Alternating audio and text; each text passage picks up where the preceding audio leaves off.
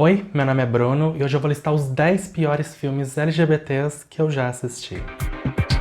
Pois é, gente, depois de fazer vários vídeos listando alguns dos melhores filmes sobre a comunidade, chegou a hora de definir quais foram os piores. Na minha opinião, claro. Eu sinto que existe um consenso sobre a maioria dos filmes que eu selecionei para esse top 10, mas eu sei que não será o caso com todos. Mas sabendo disso, eu vou começar pelos filmes que pra mim são apenas fracos até chegar nos filmes que eu de verdade detestei assistir. Então, sem mais enrolação, vamos começar. Em 10º lugar está o filme Fallen, que no Brasil se chama Fallen Ainda Há Tempo.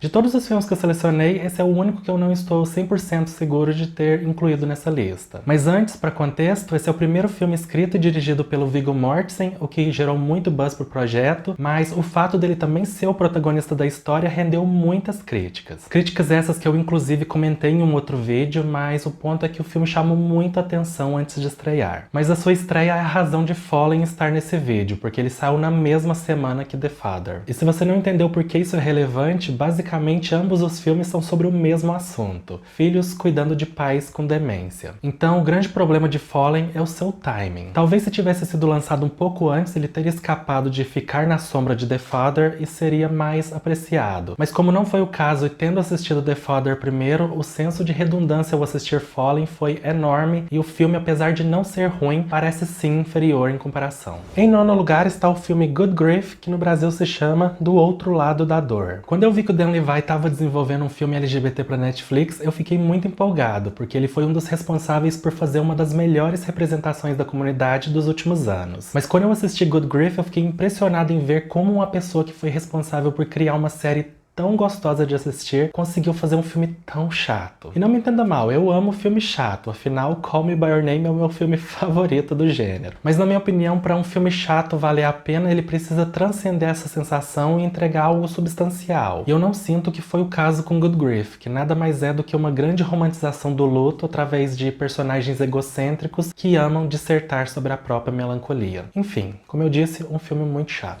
Em 8º lugar está o filme At the End of the Day, que no Brasil também se chama At the End of the Day. Então, esse filme ficou uns 2 anos na minha watchlist do Prime Video até que eu finalmente criei coragem para dar play. E assim, tendo-o assistido, eu posso dizer que At the End of the Day é um filme bem intencionado, mas muito mal executado. Para mim, esse filme parece um trabalho de faculdade de estudante de cinema e não um produto destinado ao público geral. Eu digo isso porque tem muito filme LGBT de baixo orçamento que consegue superar suas limitações e entregar algo consistente. Mas esse filme é muito mal escrito, dirigido e atuado.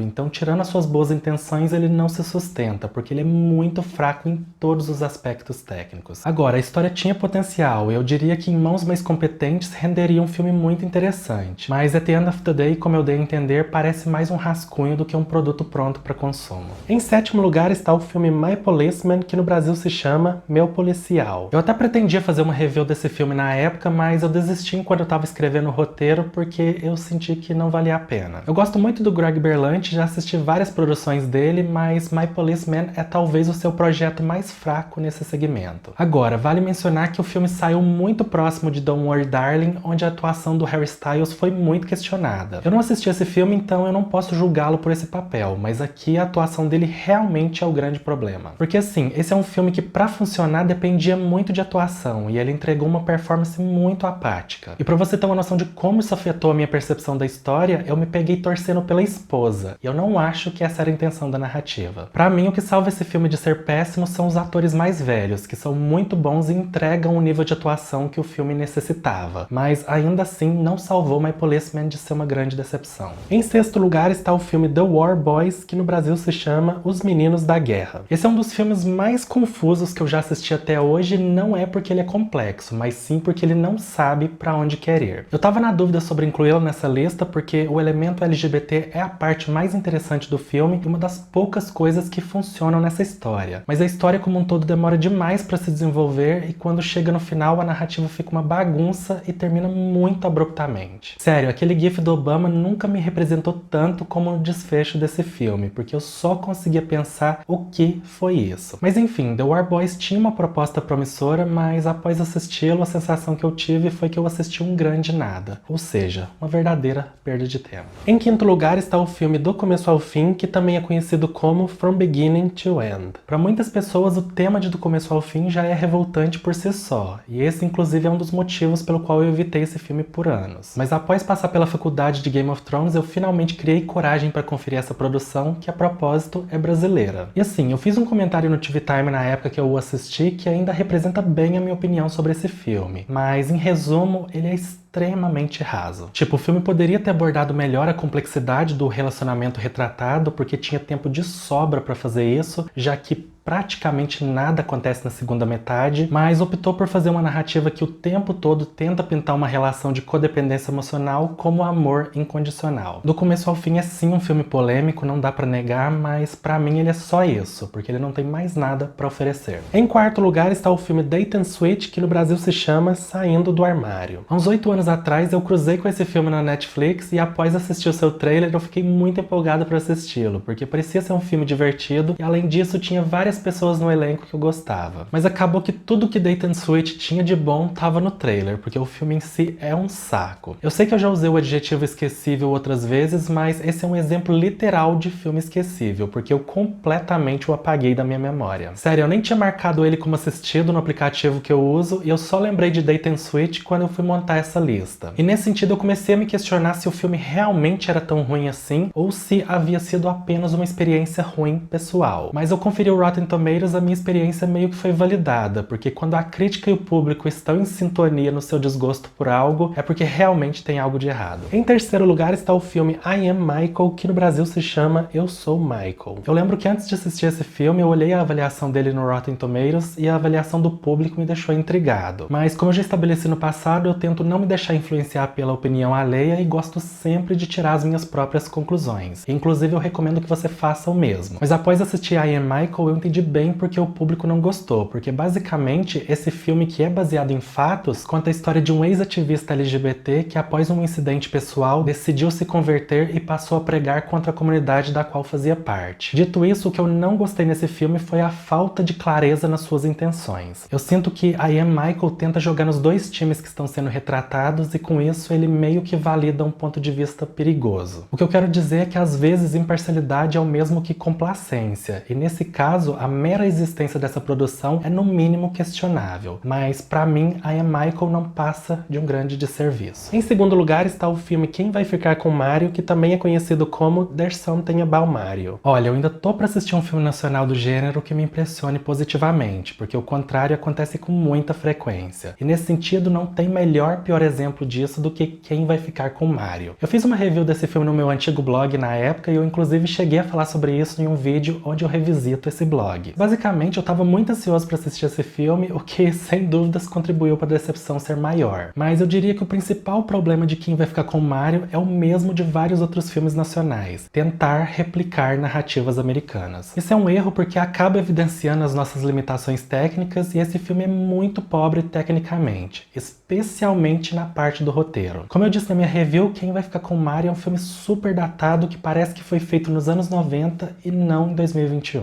Mas enfim, eu de verdade queria muito ter gostado desse filme, mas infelizmente ele foi um dos piores filmes LGBTs que eu já assisti. Em primeiro lugar está o filme Death in Venice, que no Brasil se chama Morte em Veneza. Eu vou fazer algo que vai contra os meus princípios, que é opinar sem conhecimento de causa. E eu digo isso porque esse filme está nesse top 10 justamente porque eu não consegui assisti-lo. Morte em Veneza está em várias listas de melhores filmes LGBTs de todos os tempos, e sendo eu uma pessoa que sempre fica instigada por essas afirmações, eu precisava conferir para ver se era tudo isso mesmo. E sendo assim, lá fui eu assisti-lo esperando algo incrível, mas o que aconteceu foi que depois de uns 30 minutos, eu tava me sentindo a própria Phoebe tentando fingir interesse no trabalho do Ross.